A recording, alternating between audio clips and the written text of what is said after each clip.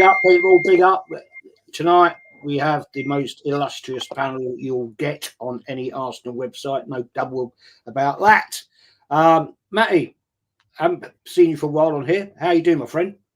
Doing well, man. Glad to be here, man. This is basically an extension of the Real Talk podcast. Always good to be with the fam. And finally got a day off in the middle, early in the day for a chance, so I can hang out with the guys, man. So I'm excited. I thought I was going to have a conference call. They canceled. I was like, yes, so I could sit there the whole show. So I'm excited. Could be a long night tomorrow night, mate. DJ, how you doing, my friend?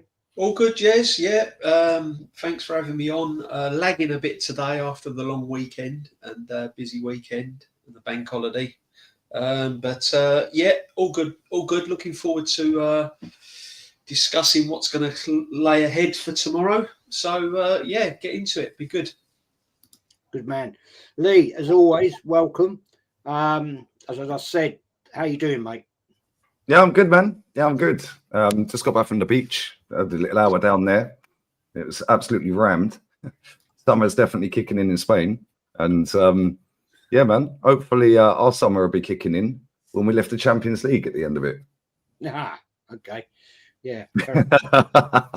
Well, I'm hoping. That's all it is, Jez. Hope. Yeah, hope and pray. Kenny, how you doing, my friend? I'm all good. It's back to work today.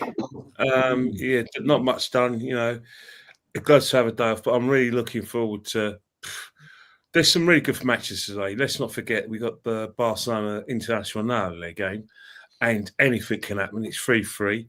Internazionale should go through, just like PSG should go through, but it's top level football.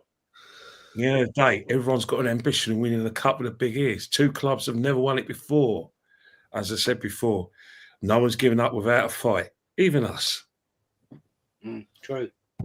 Question then, Kenny. I don't remember this at all. Lee, Kenny. Oh, yeah, no, that guy, Kenny, unless he's no longer with us, and hopefully he is with us, he parks under the stadium. He parks under the stadium. The red Rolls Royce. Yeah, I know what you're talking about. Sometimes when I do the when I sometimes do the interviews with yourself outside the ground, I do see that red Royce guy, but I haven't been there all season, so there's no evidence that that anything's happened to him or he isn't there. It's just I haven't seen him. But last season, when I was doing all the fan games from my designated area, couldn't miss him. Yeah, he parks under the stadium. I don't blame him either, because there's enough idiots that have been loitering around this car, mate. Yeah, maybe it broke down. Don't know. Nice motor though, very nice motor. Yeah, I've seen it. I've seen it. It's gone by. I don't remember that at all. Never seen it. It's proper old. I don't know what year, but it's a proper old Rolls Royce. And inside, he's got like white seats and it's all red and white inside, white seats and stuff like that. Yeah. Where did he park it at Highbury then? I don't remember. I don't.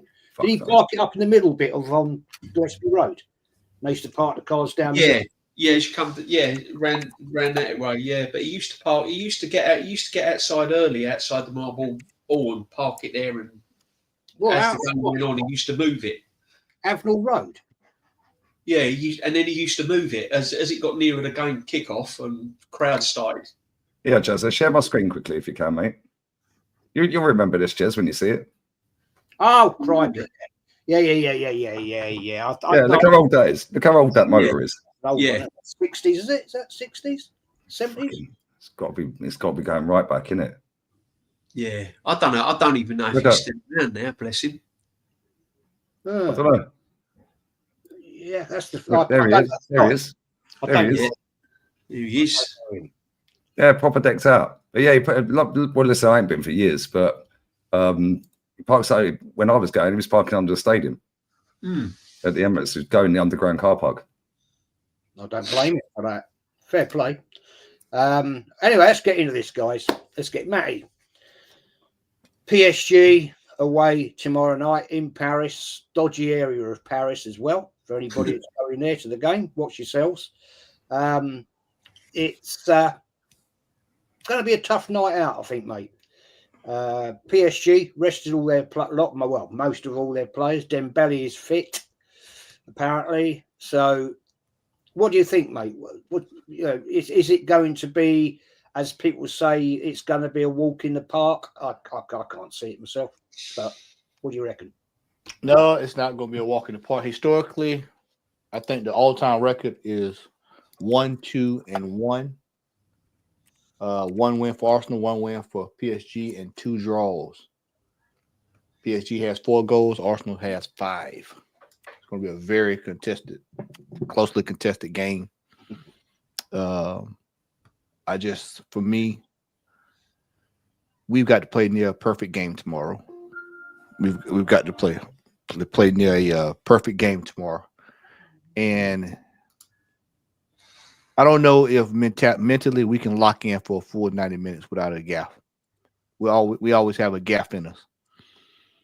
And tomorrow is a game when you can't afford a gaff. Everybody has to be 100% on. This manager, and that includes the manager. The manager has to be 100% wide awake. He has to be able to trust the players. And the players are at times in this game going to have to find themselves saying they're going to have to go against the manager, kind of like the Real Madrid game. They're going to have to go against this manager if they want to be successful.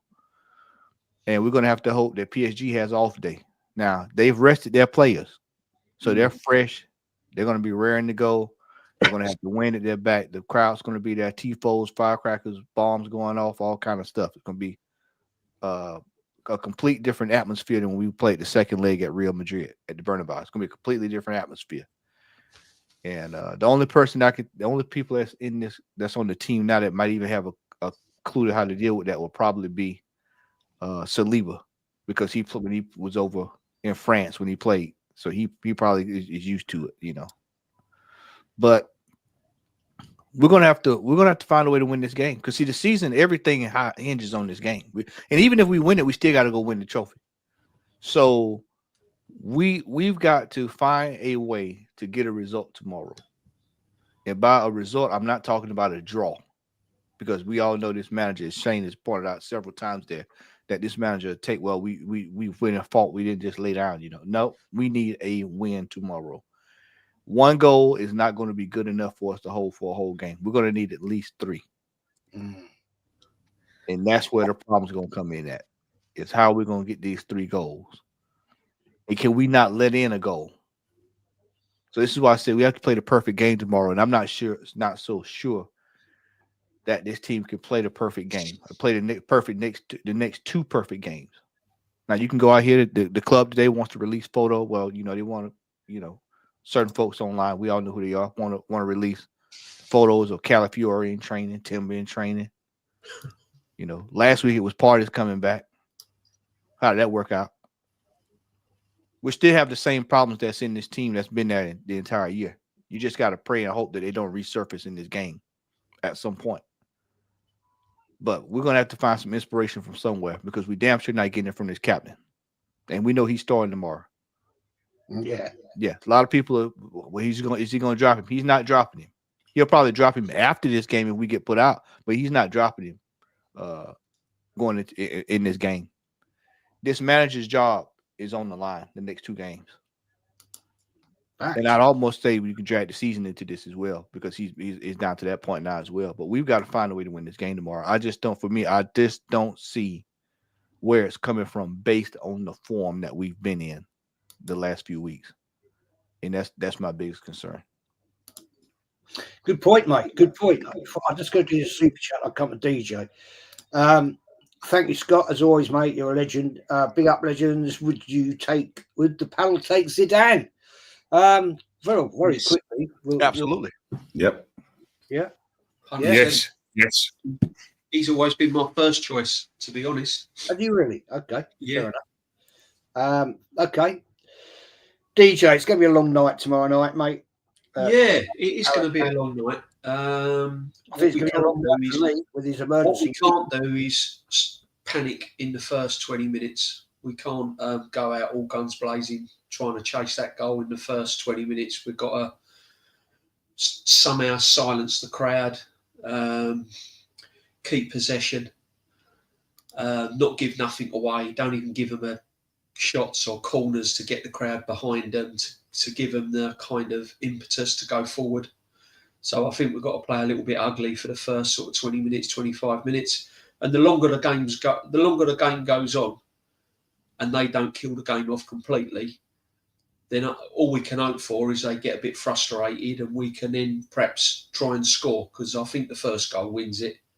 I think if we get the first goal, we could probably take it to extra time and then possibly may get over the line, but I'm not confident. If they score the first goal and they're 2-0 up, then I think they'll go and score another 2, and it'll be 3-0, 3-1. Because then we've got to come out and chase it. Then if we go a goal behind, we've got to do everything we can to try and score. The problem I've got with that is they've rested players. They've got players that are rested and fully fit, ready to go. We've got players that have not been rested, that are showing signs of fatigue, that are also now showing carrying injuries. Because even if Timber's fit, he's not going to be fully fit. We know Saka's not fully fit. And there's other players carrying little injuries and little knocks as well. They're lacking in confidence. Their form in recent games has been woeful. There's players out of form. And when it gets down to the business end of a competition, any competition away from home, especially when you're a goal behind, you can't afford to have players that are not fit, lacking in confidence, and you just can't afford it. You can't carry anyone, because one thing against teams like PSG and teams like that is that they will just keep coming and coming and coming and coming. When I watched them play Liverpool couldn't breathe. They suffocated Liverpool. They suffocated Aston Villa. They just keep coming all the time at pace, knocking the ball around at pace, going from one flank to the other flank. And you need 11 fit players out there to cope with that for 90 minutes. You need 11 fit players to cope with that for 90 minutes. And I hear all this about, our record in France has been good and all of that. Yeah, but our record in France has been good with other managers that know how to cope with it. So on top of our players not being fit, not being fully rested, and mentally fit, else, mentally they're not able to cope with it, because they've proven that in the past. And then you have to then look to the line. You have to then look at your manager and your coach for encouragement to see how he's going to change things and do stuff. And he won't do either, because he hasn't got a plan B. He hasn't got the nous to change things. So it's going to be an uphill task. But as I said, what they can't do, they can't just go all out straight away and try and get that. They've got to try and contain them for a bit. It's no panic. They're just a goal behind. Even if they're 1-0 down at half time, there's still no panic. There's still plenty of time. So we'll just have to see. But I just can't see it. I can see PSG comfortably going through tomorrow because of the things I've just stated. And that's unfortunately, that's how I am, Jez, unfortunately. No, I agree. Yeah. I agree with you. I tend to agree. Rose says, by the way, Jez and DJB and Kenny, I think as well. I think Lee might be too young for this one. Said to me, Eusebio was the best player from that era. You guys remember? I do remember him. I was only very young. I don't remember seeing him play a lot though. I can't lie on that. He was part of the Benfica team with Torres and Columna, and they were in quite a few European Cup finals. One of the European Cup finals, 62, beating Barcelona. Got final in 65, got to the final in 68. And he was a top goal scorer in the 1966 World Cup, where Portugal finished third, and he scored against England. But he was the one who actually ruined Brazil in the group game. So, yeah, Eusebio. That was at Goodison Park. Yeah, Goodison Park. Before Cristiano Ronaldo became Portugal's greatest player, I think Eusebio was just ahead of Luis Figo. But yeah, Cristiano Ronaldo, Eusebio are Portuguese legends. Oh yeah, incredible. Yeah, my old man watched him. The old man see him. He said he was unreal. I don't recall ever watching him play. I mean, I know him from history. Didn't he bag a hat trick or 4 goals? Was it 4 goals or a hat trick in the final or something for Benfica? He scored some I think so. Yeah, he's 62, Yeah. isn't it? Yeah, I swear he He's bagged like a 62. hat trick or 4. Who was that against? Was it Man United? No, I Was think it Man they United? played Barcelona. I think they beat Real Madrid 5-3 because I think they won the European Cup twice, but they won. There's one You game might be where right, they beat Real Madrid 5-3. He's 62. Yeah, he bagged 3 or 4 in a game in the final, and they won the cup. Yeah, and I think there was a game where he scored about 4 against South Korea. That's right, 3-0 down. Roberto Baggio's right, and 5-3 in the quarterfinal in at Goodison Park. Yeah, that's mad. That fucking comment there, man. Mom Spaghetti. I've got PSG shirts to give all the panel if they go through. LA Palace. Get out of here, man. Get this guy out. Get out of here, Mum Spaghetti. Yeah, Mum Spaghetti. I hope you choke on Mum Spaghetti. Profiting off a loss. Hey, you know what? I'm going to use that shirt for something else, mate. It's a foot. It'd be a good foot, mate, that shirt. Yeah. Going back to the Eusebio, it was against Real Madrid. It was that hat trick. There you go. 1962 European Cup. Hey, look at Kenny's knowledge, man. Look at that. Bit before I was born, but I was 1 year old. Yeah, So, 1962 European Cup final against Real Madrid. See, I knew he scored against Man United. I knew he did 1968, but it weren't that trick. I remember. I know it's 68 one. That's when Bobby Charlton? No, who was it who scored the winner? No, it's like Bobby Charlton got a couple of goals, Best and Kidd got them. Best. Kenny's footballing brain is just a joke, isn't it? Kenny, how did you know it was 5-3 against me? Well, come on, we should have known. He's an encyclopedia. Kenny is a walking encyclopedia of football. He's Wikipedia, isn't he? He's Wikipedia. Yeah. Kenny is the internet. Kenny founded the internet. when you go on Wikipedia, mate, you're going to Kenny. Windows. Thank you for your super chat, mate. DJB always speaking facts. Thank you very much, Benno. I do try my best. Matthias says, question for the older gentleman on the panel.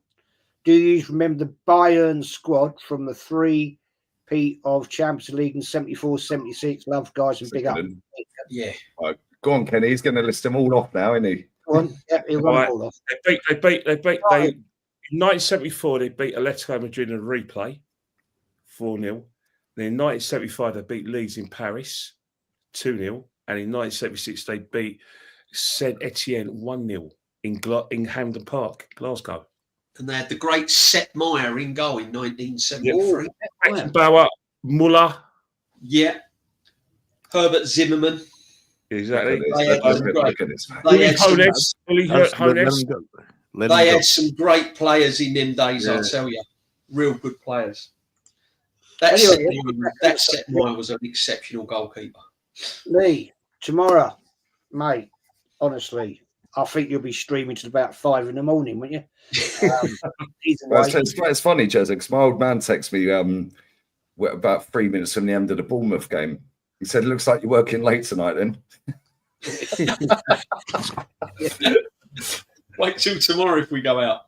Well, I might have to give you all the login details so we can all do shifts. Yeah, so I can go and have a nap for a few hours and we just all come around for 24 hours. I'm sorry. I'm laughing at. I'm not laughing at you, Lee, but one guy actually accurately predicted, informed me that he saw me at the Eubank pen fight, and he saw me ask my wife, "Do you want jerk chicken?" Because there was a jerk chicken place outside. "You're right. It was me." Asked my wife if she wanted jerk chicken. There you go. You can't beat that, mate. You can't beat. There you go. Happy days. But yeah, Jezza, I'll be honest with you. Like I said this on the I was on with the Mohammed PSG fan earlier, and I said like my love for this club is bigger than my hate for this manager because I can't stand this bloke, mate. Yeah, and I want to win the Champions League more than I want him out. Yeah, and obviously I want him out. Yeah, but I want to win that Champions League. So I don't care how he does it, how they do it as a team, as a squad, as a bunch of players. They have to find a way. And let's be real, we are only 1-0 down, but I think it's the manner of how we lost that game and how we played at the weekend, because we're in bad form, man. Like we have been shocking since the turn of April.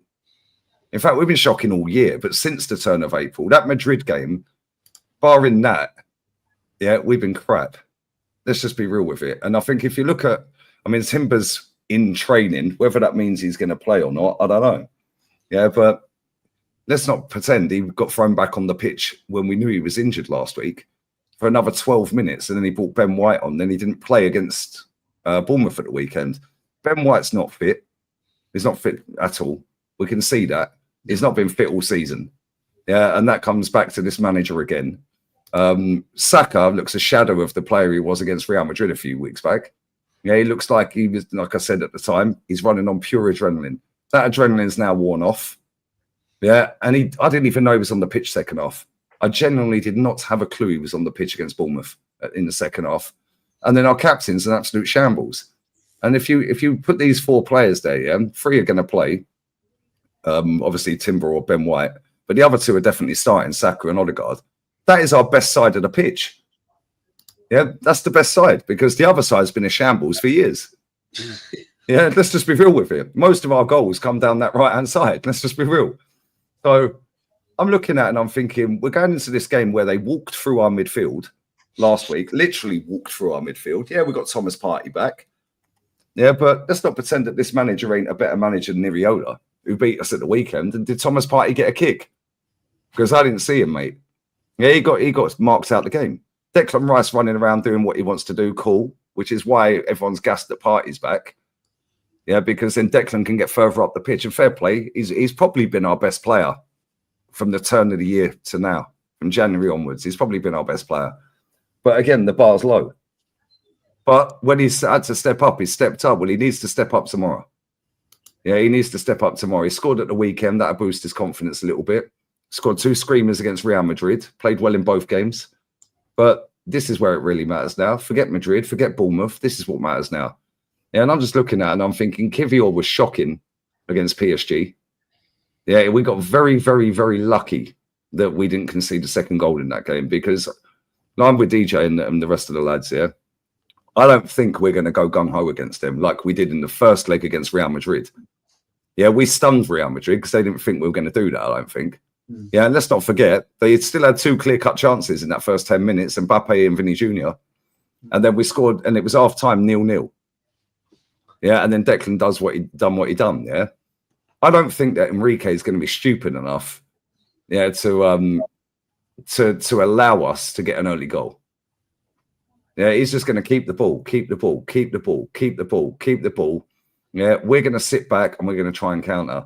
And the longer that stays at 1-0 over the 2 legs, then we have more of a chance.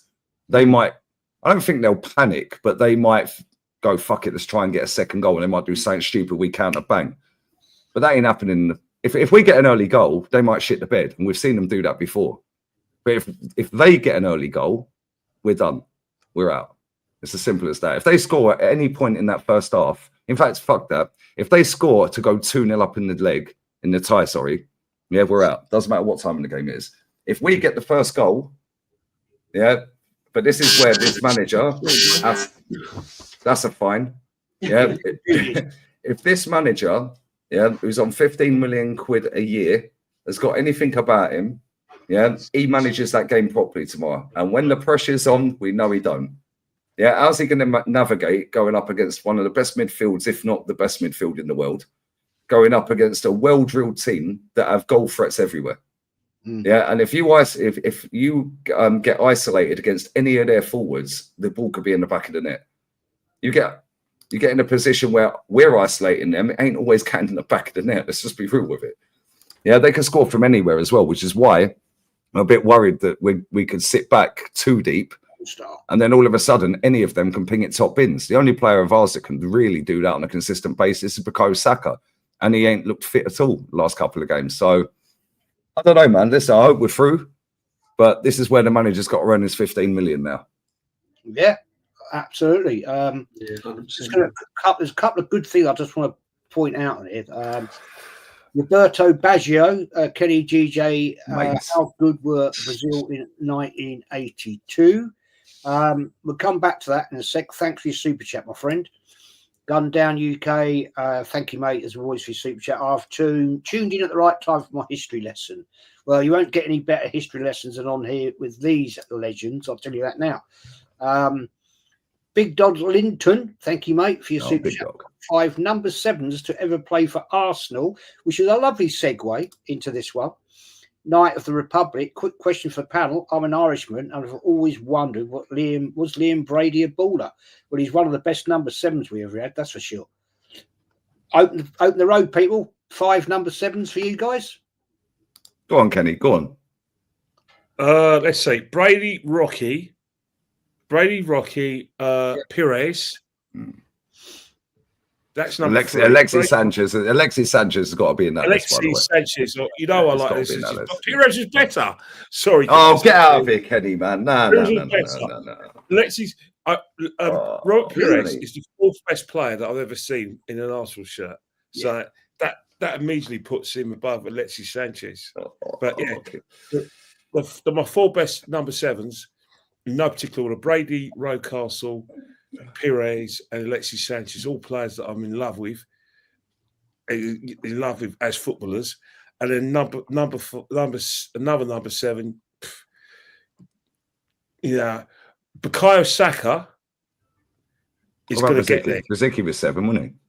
Yeah, Riziki 7, but I think Bukayo Saka, because of where I think he's going to get, he's going to be my number 5, my 5th number 5. How can you miss out Georgie Armstrong?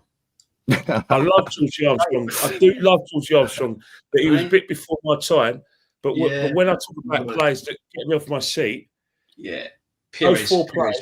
Pires was magnificent. Yeah, and then I think Bukayo Saka, if he's injury free, could get me out of my seat. And obviously, if he stays at Arsenal.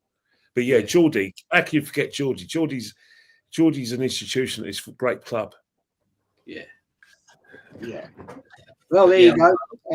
Anyway, Ken, tomorrow night away at Paris, PSG. Gonna be a tough night out, mate, isn't it? It's going to be a toughest night out, but the fact is that everyone's hit the nail on the head.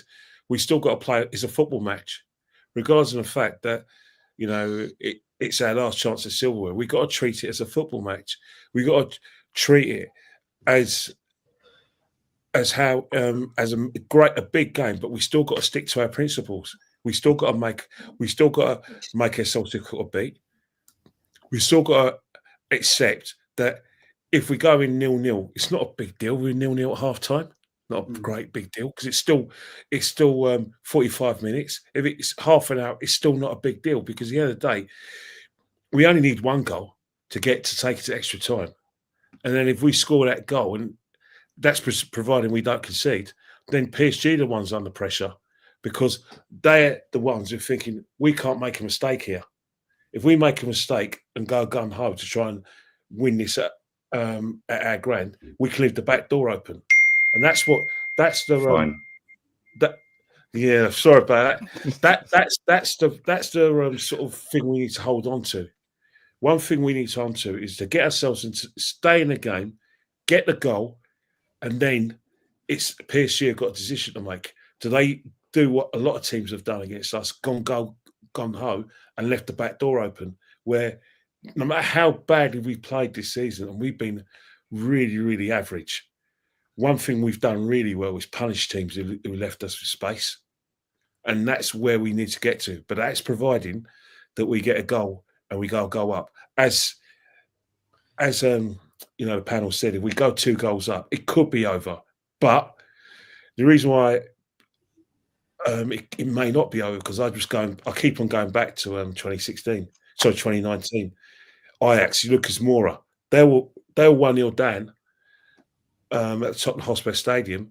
They were 2-0 down at half time, and then Lucas Moura turned up. That's when away goals got them out of a situation. But the problem is, we don't have a Lucas Moura. We don't. And the problem is that our Lucas Moura is playing in midfield. Another thing as well, which you can't, sort of take out of consideration is Odegaard. A big game like that, the manager has to make a decision. He has to consider dropping him on the basis that you're not dropping him because he's not creating chances. Not just not creating chances. You're dropping him because physically he's a weak link in the team. That physically, when he's on the ball, he will get pressed out of the game. And that physically, when teams are trying to get the ball out, they're knocking off the ball like he's not there. And that leaves space for the opposition to exploit. And that's where he's the weak link.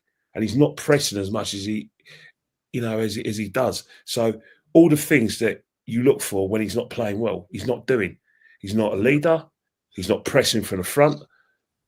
And most importantly, he's getting pressed out of the game. And opposition has seen him as the weak link. And then once you pick out a weak link, that means it's 10 outfield players against 9 outfield players, and we can't afford to carry him. So the manager's got to make a decision, because he can't just think, well, he's got form of playing well. The last big games, he hasn't performed. Against Real Madrid, we carried him. Whether people like it or not. And it's not a negative, it's just a fact. He was carried, but we prevailed because we played a team. We played individuals. We didn't play a team like we played in the last quarter final. But one thing we need to rely on as well, Timber is very, very crucial to our game plan. If Timber's not fit, we've had it. Because no respect to Benjamin White. Either Dembele or Kvaratskhelia are going to have a field day against Benjamin White. We saw instances against Bournemouth, Benjamin White, against players with quick feet. We saw it again. Once again, we saw the good bit where we overlapped. But when it came to dealing with Quintara, got absolutely ruined. Did you see that bit, that run in the second half where Quintara just kicked the ball and just ran past his Speedy Gonzalez style, and Benjamin White was nowhere? Can you imagine Kvaratskhelia doing that to him?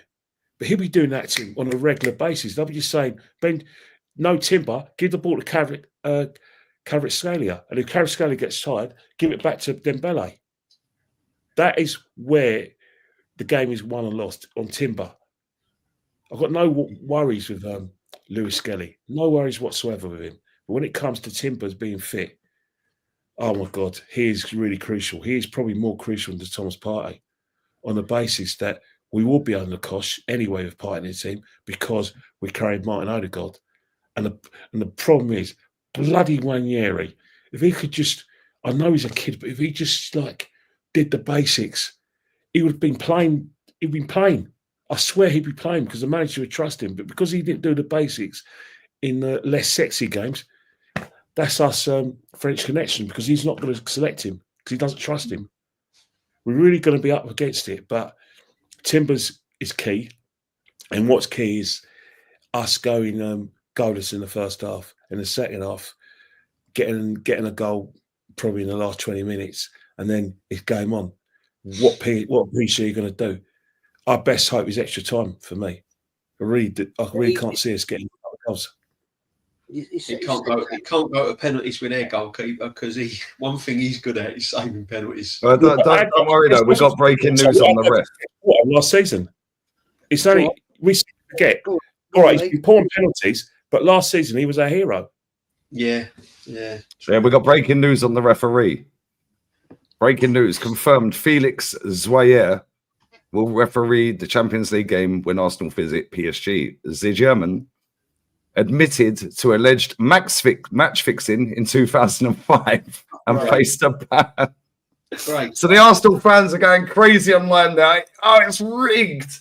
Here we go. They've got their get out of jail now. They've got their excuse. Yep. The Qataris have brought him. They've paid him. It's a disgrace. Especially if PSG get a penalty. Can you imagine it? Yeah. Oh, no. Big question here from Jack. Guys, if you play Enweri over Odegaard, I feel like Enweri would be so much more In a heartbeat. Yes, Yeah. I'd play him. Because I think Nwaneri in the final third, where we're going to be dangerous, if we're going to hit them on some sort of a counter, or if we need to get out and make something happen, Nwaneri in the final third is more direct than Odegaard. And I think they would be more frightened of him when he's got the ball at his feet than Odegaard, because they know what Odegaard's going to do. He's going to check back, he's going to look sideways, or he's going to pass the ball back. Whereas Nwaneri's only got one thing in mind, and that's to attack. And no continental team defences like players with pace running at him. They don't like it. They just can't handle it. And I think Nwaneri will be more dangerous in that final third. Perhaps not defensively, but definitely once it's in that attacking area, I reckon he'll give us more. He'll give us a lot more. But he won't play him. He'll stick with Odegaard. He'll stick with Martinelli on the left, who's out of form. And that's Or if he gets some extra time, and this is probably our best hope. Do you use Nwaneri in it? Do you think he'll use him in extra time? He'd have to, Kenny. One, obviously for the legs issue, but one of those things where you know what, we're in that sort of nothing to lose territory. Yeah. Well, if we get to peak, if we get into extra time and we get into that, then he has to start thinking about penalty kicks. He has to start thinking about. Well, Odegaard, don't use Odegaard then. Well, you can't use soccer because Donnarumma stopped soccer in the Euros. Yeah, it's true. It's true. Yeah. So I mean, you gotta look at all that. See, this is why I say we gotta play the perfect game. Every T has to be crossed, and every I has to be dotted, because if we find ourselves in these kind of scenarios, this is where the manager is gonna have to manage it. Does anybody here in this panel and watching this trust this manager? No, to do what's right. And in this kind of situation, it's weak as well, mate. You think about the options. He's got a decision to make, because is he going to show his hand? Because if he shows his hand, then we've got hardly anyone. Because does he play Marino or Trossard? Well, Kenny, he showed his hand last week. Remember when you would have thought he would have played Marino up top, he did. So this week we know he's going to play him up top. And so you basically showed them your hand last week. So now all they need to do is basically, if I'm Luis Enrique, I'm preparing to get a goal and shut it down. That's pretty much that's the way I'm going there, Matty. Lars says there, look, big up Jason Panel. Arsenal are too robotic under Arteta. Too scripted. Players don't play for themselves. That's the point I've been making for bloody months. I can only see a comprehensive PSG win tomorrow night. Hope I'm wrong.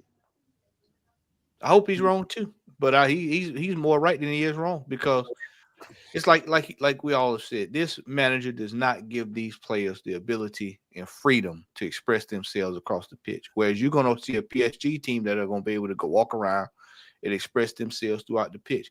You were talking about attacking down the wings earlier, Kenny. We hadn't even seen Doué get started good yet. You saw just a flash of it in last week. We'll wait till this week. He's going to be at home. He'll be a little bit more comfortable. Yeah. These guys are going to come in, and they're going. The worst case scenario was us going there and not doing the job at home. That's why everybody doesn't understand why that home fixture was so important, that we need to get a result, because they're going to have the advantage of the crowd at home now. Now, most times when they ball it, they were usually away, but they're going to be at home this time, and they're going to have the crowd up against with them, and it's a daunting task. It's a daunting task for them to be able to go in there and get a result tomorrow. It's just I have looked everywhere I could, and I think I told you the other night we were talking. I said 20% chance. I said I'm giving us a 20% chance to win that game tomorrow, just based off of what I've seen under this manager under the last few semifinals. He is not good when the pressure's on. I asked you this before we went into it beforehand. I said, how many times has this manager had to come from behind and win a tie? And how many times has he done it? True. Yeah, very true. We hadn't even scored a goal. Yeah. No. And not only that, you got to remember when PSG in the first leg, they were probably looking at getting a draw, perhaps being 1-0 behind in the second leg, you know, a goal behind. The fact that they've come away from the Emirates 1-0 up, knowing that they can really put this tie to bed, it's a massive opportunity for them. You know, we've been talking about Arsenal, and all the streams have been talking about Arsenal and what we can do, and yeah, rightly so. But you're forgetting one thing: this is a massive opportunity for PSG to go and win this cup, because they've come away from the Emirates not expecting a win, probably, and they're at home, and they know that they've got one foot in that final. And I think they're going to grab that. I think it's all. That's why he's rested players. You know, that's why he's taken his eye off the ball in the league recently.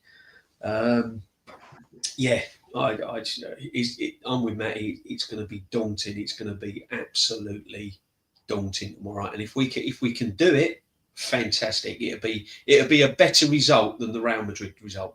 100%. If we get not only that, yeah. You're right. They got rid of Messi, Neymar, and Mbappe. Yeah. Yeah, it probably is.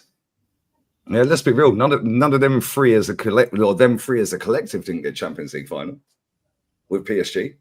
No. Yeah, they got to one. They got one with Tommy Tuchel. I think Neymar in the team then. Yeah, Neymar was in the team. Yeah. That was against Bayern Munich. Yeah. That was Tommy Tuchel, wasn't it? No, Hansi Flick. Was it Hansi Flick? No, Tommy Tuchel. Tommy Tuchel was the manager of PSG. Yes, you're right. Yeah, but they didn't win it. Yeah, now they've got a manager who's actually won it. Obviously, Tuchel has won it since. But yeah, I look at it and I just think, like, for them, yeah, no Messi, no Neymar, and no Mbappe. They're going to really want to tell Mbappe, "Fuck you," kind of thing, innit? Yeah, forget Messi and Neymar. Yeah, but Mbappe letting his contract run down, that's probably hurt them. Yeah, obviously they saved a few quid in loyalty bonus and that, but he's gone to Madrid and made them worse. Yeah, and now imagine they go and win the fucking Champions League. Imagine they go and win it first season. Well, Lee, they don't have to worry. This is one of the things about this PSG team is that, like, they don't have like those characters in the team, so they're forced to play with each other. And so that's why they're moving the ball. They didn't have to go through Mbappe. How many times we used to watch PSG and the ball go right out to the wing? The ball just go right out. I used to call it the black hole. Go right out to the black hole. Never come back out. Never come back out. That's true, yeah. Yeah, he was like Carmelo Anthony in basketball. As soon as the ball go to him, that's it. He's not coming back out. And they did that for years. And as soon as he left, it opened it up where everybody can, the ball can move around and you can find, different characters. And they won the league invincible. Obviously, they've lost a couple since, but they wrapped it up without losing a game. Yeah. The thing is that they've had lots of money to spend. The thing is that the investment with PSG, especially since obviously the Middle East investment has been fantastic, and to the extent that it's money well spent. Don't get me wrong, got nothing against it because I would love that for Arsenal. But when you think about it, it was a big thing for them to change the way they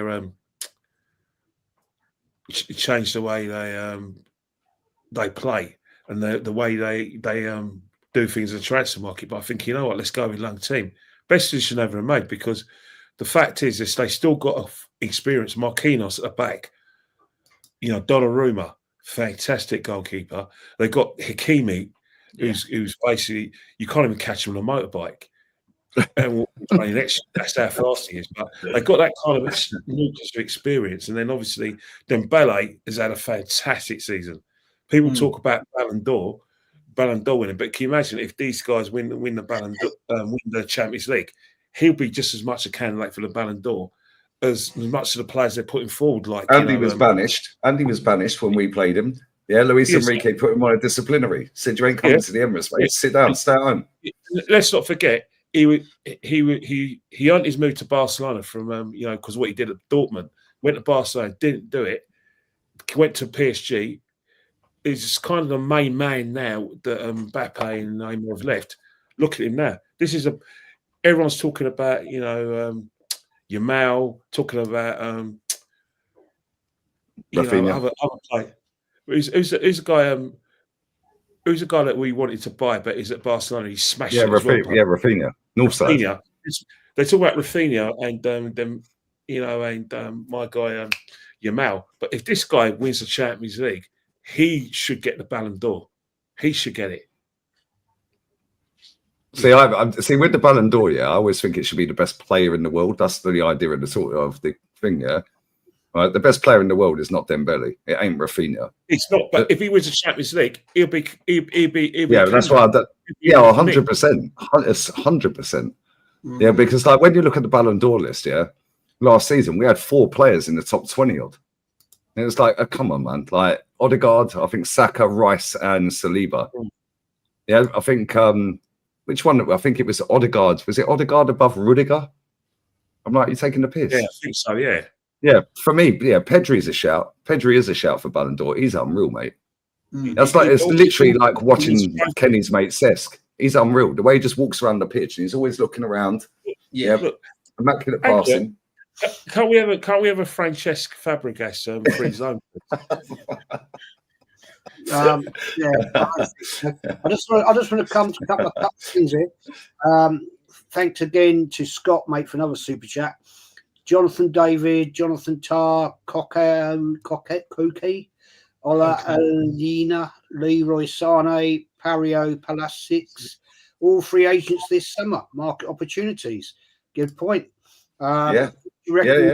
How many would you say though, Jez? Pull up Jez, if you can. Jonathan Tarr. I'd say Jonathan David just because he's free. If he's shit, West Ham will buy him. So we were talking about Sonny the other night. Free. Oh, Tar's a defender, isn't he? Tar's a centre back. Yeah. I'd take Aina as well. Get rid of Ben White. He's a right back, isn't he? That Aina, right back. Yeah, get him in. He learnt his trade at Chelsea, and he was at Fulham. Then he went to I don't know if he was at Fulham, but Fulham fans in the chat help me out here. But Forest has been fantastic. Koke's a bit old. Koke's been on the bench most of the season. He's a squad player, but then that could be a Jorginho kind of a proper. Maybe. Not sure about Sane, guys. Sane's probably gonna go to AC Milan somewhere if he leaves. I don't want Sane. No, I don't. I don't want any player that's played for or with this manager. Yeah, no. I forgot he was on. I forgot. He was I don't want any of them. Don't work on it. And Palisic, I don't know. Who's this Mario Palisic? Pasalic. Oh, fucking hell, I butchered his name. Who's he play for? Pasalic, is it? Who's he play for? Have I missed that one? I'm sure me and Matty know him. We watch everything, don't we, mate? Yeah. But I don't know him. What club's he play for? I'll have a check. Probably plays for Stuttgart or someone. I have a quote from the manager. Oh, Atlanta. There you go. I have a quote from the manager on the captaincy of Odegaard today from the press conference. Oy. I wouldn't want anyone else to be our captain. And the lads think the same. The way he plays, the way he speaks, he's been so good for us. He doesn't say fuck all. He plays he plays every minute.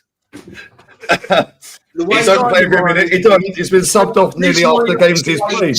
Because it's a carbon copy of the way he speaks. Yeah. If you listen to Arteta and then listen to Odegaard, you'd be listening to the same people. We have a quote on Calafiore. Have you ever seen him talking to the players? When they have the little huddle, right, and they have their He plays. He told Declan Rice. He told Declan Rice to cross it against Madrid, and he shot it and scored. Didn't listen to him, did he? He said to Saka, I think I can score from here. He's chatting shit. Saka goes take the shot then. Calafiore. Calafiore, go on, mate. He says he's trained and is fit and ready to play if we need him. Oh, please no. Please no. Oh yeah, you know what's coming tomorrow. You know. Please no. Think about extra time. Think about extra time. No, Kenny. I'm thinking about he's going to get absolutely skinned. Yeah, he's been cooked by every fullback he's gone up against, mate. DA is going to have a field day with him. And then they could even put Dembele on the right and bring Ramos on up front. And then he says on Timber tomorrow they'll decide on whether he's playing tomorrow. And then he says on the referee, we always get a report and understanding of how he likes to manage the game. to try to understand him and make sure the players are much aware of that. Pasalic is at Atalanta, former Chelsea. Okay. Chelsea reject. There you go. Yeah, we don't want any Chelsea rejects. No. Well, We'll take him though. He's all right. Yeah, Jonathan Sorra would be a decent backup at centre back. And strong, good in the air. Jonathan David, I'd take for free. Yeah, I don't rate him one bit. Yeah, but at the same time, if he flops, somebody will buy him. Yeah, for 30, 40 mil, and you can spin the money. Then, if he's good, he scores goals, isn't it? That's a Berta signing where he might just to spend money. You get him and just to flog him off for like 30 or 40 out of the blue. Yeah, Jonathan started for Germany, didn't he, in the Euro last year? Yeah. That's why they got knocked out and embarrassed everyone. I'm joking. Oh yeah, it's all right. That's all right. I've lost something now. Oh, there we go. Who will we play as striker tomorrow, people? Marino. Bring Eddie back. Yeah, I think he's going to play Marino. Did you see him yesterday? Did you see him? Oh man, did you see that miss? You saw that miss yesterday. Yeah, can't we sign Mateta up? Yeah, can't we stick Mateta in? I think he'll start Marino up front, and I reckon he's going to play Trossard on the left. You think he's going to put Trossard out left? He's going to drop Martinelli. You think he's going to drop Martinelli? I'm okay with that. No, he's going to play Trossard on the left. He'll play an injured Timber, and Timber will start flagging. You watch. About 10 minutes into the second half, Timber will start getting cooked. The problem is DJB because Ben White is so susceptible to quick feet and pace. He's going to have to play Timber. Saying that though, Kenny, Timber was cooked last week. Yeah, but I mean, he was struggling last week against Kvaratskhelia. He was absolutely struggling. I agree with you. But when you think about Ben, when you think about the times when we did drop the title to Man City, I always used to watch Arsenal at the Emirates, and I used to always, whenever Arsenal were defending, like I said, the Clockhead, defending North Bank, I always used to watch Benjamin White, and I always used to see Saliba coming out of position to protect Benjamin White from quick feet. Yeah. All the same thing with Kitara. And I just have this suspicion about Benjamin White that he's very good on the ball, that he's very good in cutting out the diagonal ball, but with quick feet, he's just not good enough. But do you know what, right? If this manager brings on Calafiori just coming back from injury over Tierney tomorrow, there's something seriously wrong. Go on, mate. Go on. I'll go after. I said, well, that's what he's going to do. You know. I wouldn't be surprised. This manager's so wild. I wouldn't be surprised if he started him tomorrow. I wouldn't be surprised. Put Skelly in midfield and dropped dropped fucking Party to right back. Yeah, he done it. Look up and Party's over on right back. Yeah, I wouldn't be surprised. I'm telling that's a shout, Lee. That because if Timber ain't fully fit, that's what he could do. Yeah. But if this manager, he gives subtle hints. Yeah, we all sat there at the weekend watching that game, and he brought Marino on in midfield, and we're all going fucking crazy. Going, why is he not up front? Yeah, why is he in midfield? He's been playing up front for 6, 7, 8 weeks, whatever. Yeah, and he brought him on in midfield. So in my head, I'm thinking, you might actually see Marino in midfield tomorrow. He might actually change the formation slightly and put Marino in midfield. Yeah, and then have Martinelli up front with Trossard on the left. Yeah. Can't rule it out. He might just do something random. Do you know what I mean? Like, because this guy... But he ain't going to do it. He's never done it in the 5 years he's managed his football club. He ain't going to do it. He's going to stick to the back. The only thing I can see him doing is putting Trossard on the left, Marino in the middle.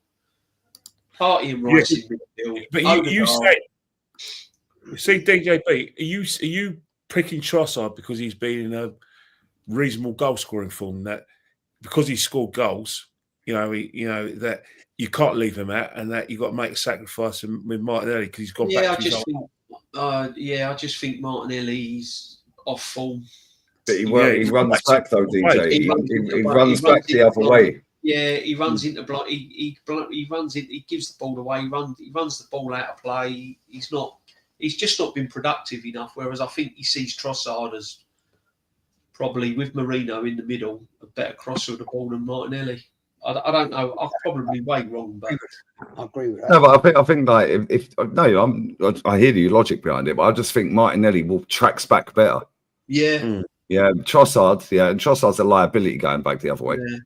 yeah. I like Trossard's, you talked about Hakimi's pace, and pace, and you're talking about probably the fact that if Doué and like sometimes like the front three they switch. Sometimes Dembele will come from the left. From the right hand side of me, and then Doué will just go in the middle, and they interchange because he gives them freedom. But that's the rotation he's been doing, though, isn't it? He's been rotating Martinelli and Trossard. I mean, they're both pretty poor, to be honest. And I'd say they've fallen off a cliff, mate. Yeah, because Trossard, I loved him when he signed for us. I wanted him for years at Arsenal.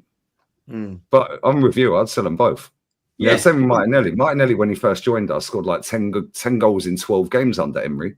Up front. How many times he played up front since? Go and have a look at Martinelli on YouTube. Each season when he played under...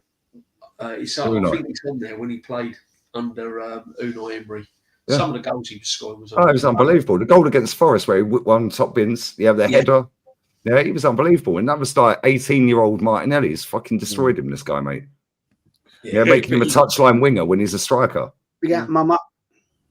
That it says it all. That when Havertz was had his injury, that he never considered Martinelli as a centre forward. I was shocked because I did look at the situation. I thought, you know what, Martinelli could play, in that sort of false number 9, but he could play on the shoulder. A bit like a 9. Kenny's a striker, mate. Do you remember Aubameyang?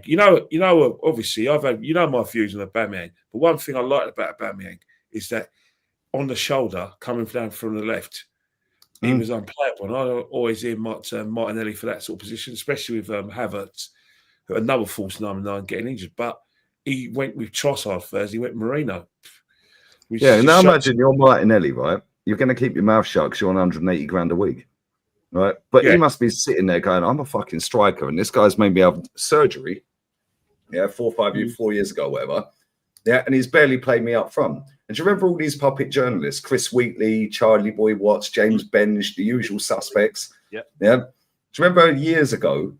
Yeah, when he was sat on the bench, Martinelli, for 6 months, pretty much. And he'd been sat on the bench for 3.5 months, but he was fit for 6 months. Yeah, and they all put out that. It was like CCTV footage of the training ground. Preparing for strike.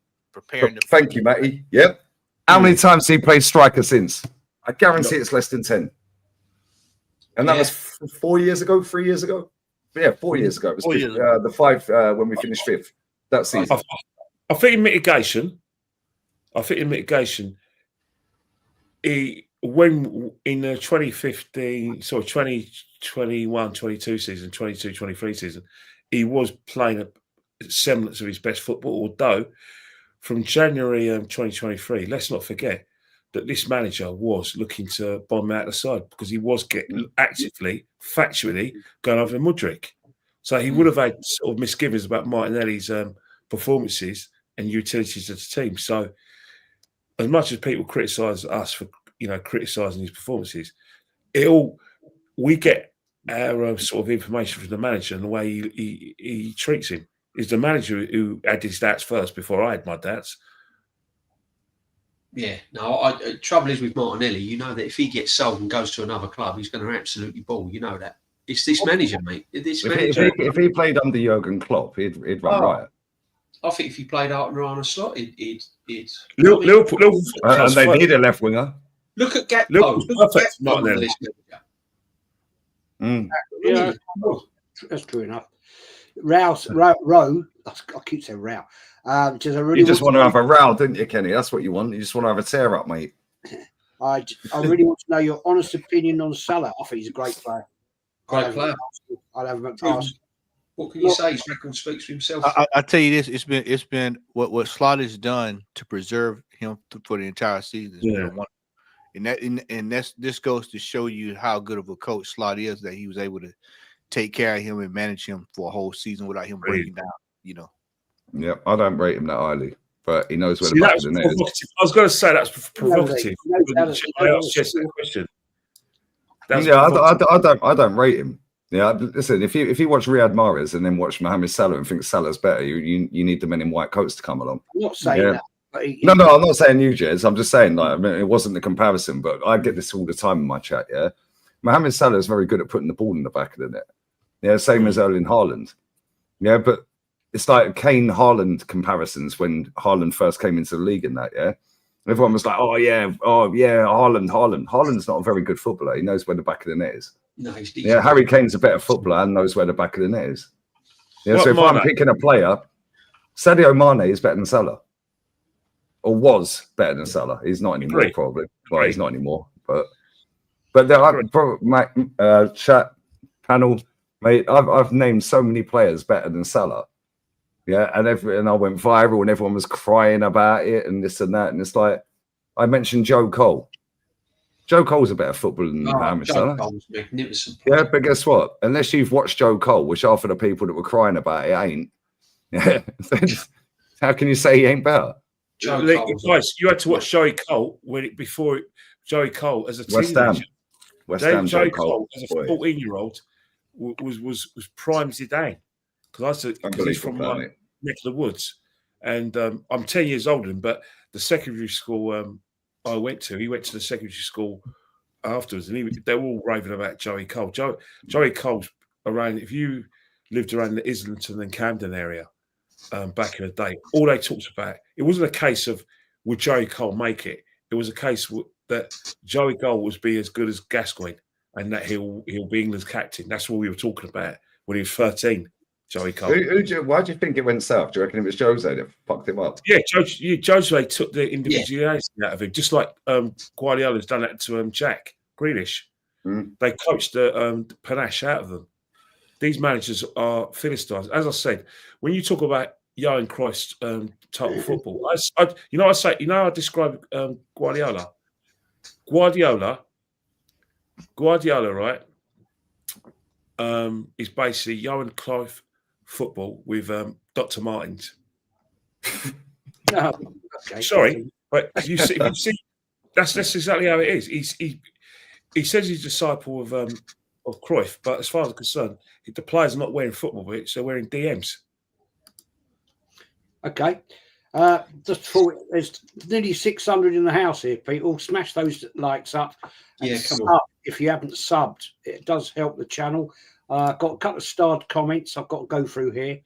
Have I done one? Yes, Chris. I went to Peters and Chains Primary School. Yes. Become a YouTube member. Thank you, mate, for that. Always. And Bellow 71. If Van Persie won the Eredivisie with Feyenoord, would you take him at Arsenal? No, I don't want any ex-Arsenal player being the manager. No, never, ever.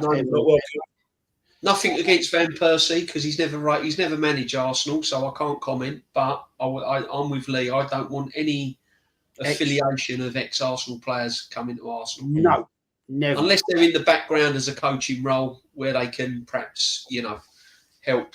I still never forgive him for doing the dirty.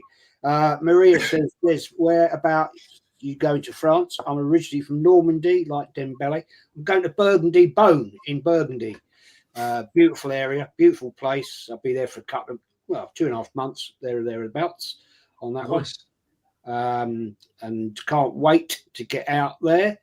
Maria says, "That's Scott Lyland." No, I live in West Sussex. Oh, we're neighbours. So we're close neighbours, Maria. Off topic, says Rowe. Did you guys make John Barnes? Right. Ooh. Now, our Lee is with Mo Salah. I am with John Barnes. Yeah, we heard. I thought John Barnes was a good player, but he lived off the back of one dummy dribble that he'd done against Brazil. I thought he was very in and out. He was a skillful player. He had a lot of techie, but for me, I've seen better players than John Barnes. Are you talking about John Barnes' performances for England, the England national side? I'm talking about John Barnes overall. I thought he was a good player, but I thought he was very, very overrated. I think what you say about Johnny Barnes. I think Johnny Barnes, when he was at Liverpool before the Achilles tendon injury, even now, I still think that he's clearer than Mohamed Salah. That season, 87, 88, was just off the scale, and he. Up until 92, he was a great player. Then he turned himself to a midfielder. And I think I hear what you're saying, because a lot of people do. Johnny Barnes in English was an enigma. He was an enigma. Kenny got schooled by Kevin Richardson in '89. Should have just hoofed it into the stand, shouldn't No he? Liverpool fan should forgive John Barnes for 89. He could have picked that ball up. He could have got a yellow card. He could have smashed it into Rose End. He could have done 101 things that time, and Liverpool would have won the league. If the thing about it is, I think I'm not a Liverpool fan, but if I from afar, up until his Achilles tendon injury, I thought John Barnes was a superb player for Liverpool. I think he before his Achilles tendon injury, I think he was one of the sort of like he put that 87, 88 team when you had Beardsley. Aldridge scoring the goals, Johnny Barnes and Ray Houghton. I thought Johnny Barnes did that, but I do get what you're talking about, because the John Barnes for England, always kind of disappointed me. But at Liverpool, unbelievable. Yeah, no, he was. I just found him overrated. I mean, I'm not saying he was a bad player. He had a lot of attributes, but he wasn't the hype that everyone at the time. I think still go on club level, 100% is club level. The three best players that ever played for Liverpool. From an outside looking in, for me, Kenny Dalglish is the best. Johnny Barnes, and they say it's Steven Gerrard, but I've seen better Liverpool players than Steven Gerrard. For a start, I think. Well, Trent's one of them. Yeah, I think Graham Souness and Terry McDermott were better than Steven Gerrard. So Liverpool fans out there. If you want to arm wrestle about it, let's have it. Right, before we wrap this up, gentlemen, Matty, give me your prediction for tomorrow, man. 2-2 draw. Ooh, you reckon we're going to score 2-2? You reckon we're going to get 2 goals, Kenny? Okay. Matty. 2-2. I think we'll get a set piece in soccer. All right, okay. Well, 2-2 draw, 3-2. Yeah, okay. I hear you. Interesting one. DJ, what's your prediction, mate? 3-1 PSG. Oh, ouch. It pains me to say it. Really pains me to say it. I think we'll score, but I think they will be beyond by the time we can do anything about it. Okay. We've got to come out. We've eventually got to get that goal, and they create a lot of chances going forward. They really do. Yeah. Okay, fair enough. Lee, you'll be doing the watch log. I think you'll need to get a big day of rest tomorrow. I think you're going to be streaming for quite a few hours tomorrow. Might go to bed early night. Yeah, definitely. That's why I got all my streams out the way early. Get this inter game out the way, and then I'm chilling, mate. You notice I was in bed early. I was in the comments. I said I'm going to bed. Yeah. 1-1. 1-1. Yeah, I think we'll go out 2-1 on that. Kenny Kent. I think PSG are going to have so much of the ball that we're going to be up. I can see us losing 1-0. I really fear for us that we'll, because I think the little chances that we create will miss. This has the makings of going like the Newcastle, the return leg for Newcastle. Oh yeah, if we're not careful. Yeah. I'd agree with that, because everybody's going in PSG. Oh, we got 7-0. I don't think it'll be that bad. No, bloody hope not. Mate, I might smash my PC up if that happens, mate. You be like Kyle. You be like Kyle. Especially if Arteta's on the training ground the following day, if that happens. Well, I might be on the I'll be on the first flight, mate. I'll be on the first flight straight to the training ground. I'm like, as Matty said right at the beginning of the stream, we have to be flawless. We have to be 100% perfect. We can beat DJB and still lose on penalties. We can beat, but still not. We could be flawless, but if they defend like Trojans, like they did last week, then 0-0 is no good to us. Kivior worries me. Why I'm saying 3-1 is Kivior worries me. Timber's not going to be fully fit. He'll play him, but he's not going to be fully fit. Does Saliba worry you? Odegaard worries me. I've not seen one person yet give a positive. Saliba's out. See, as I've said to you before, we've got too many of our big players out of form. There's too many of our players out of form. Why is that? Saliba's not been really on it. Saliba's not been on it. Kivior is a liability.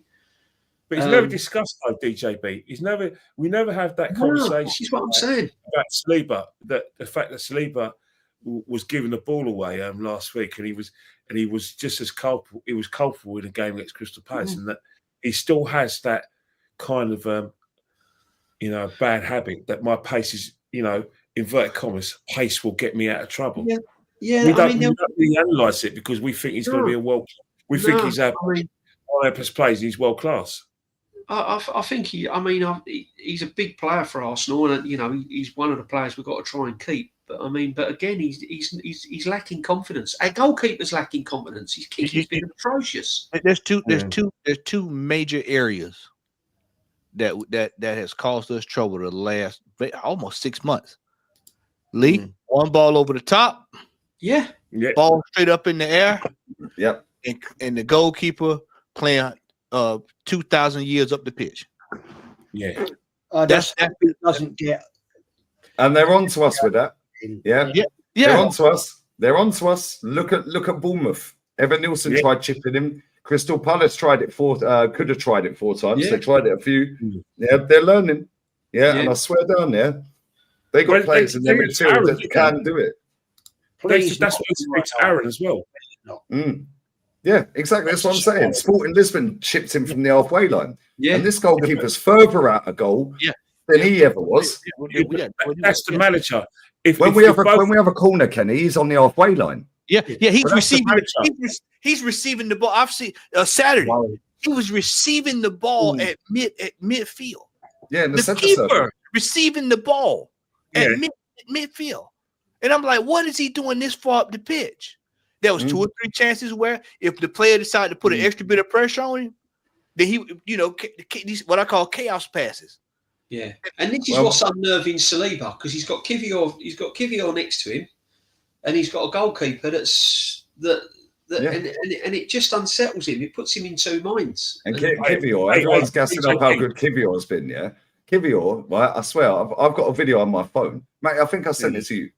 You did. The Kivior mistakes against PSG. Yeah. And I said, and it was one where Kvaratskhelia, he dropped the shoulder and he took the shot and Raya dived down low. Yes. They were already winning that point. Right? I'll send it in the group chat, Right?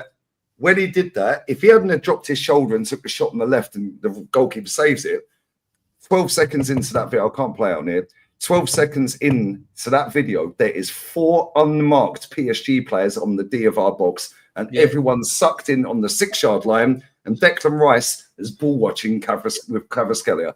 He cuts that back. If he feigned and dropped the shoulder and did a reverse pass, 4 of them queuing up for a shot. Yeah, and that's away from home. Yeah. See, and they sorted Saka out in the first leg as well. I mean, they doubled up on him. They didn't give him a lot of time on the ball, and it's going to be even worse for him tomorrow. Did you see what they did with Odegaard? So a lot of people ain't caught what they did with Odegaard. As soon as Odegaard touched the ball, they apply a little pressure. He starts pumping.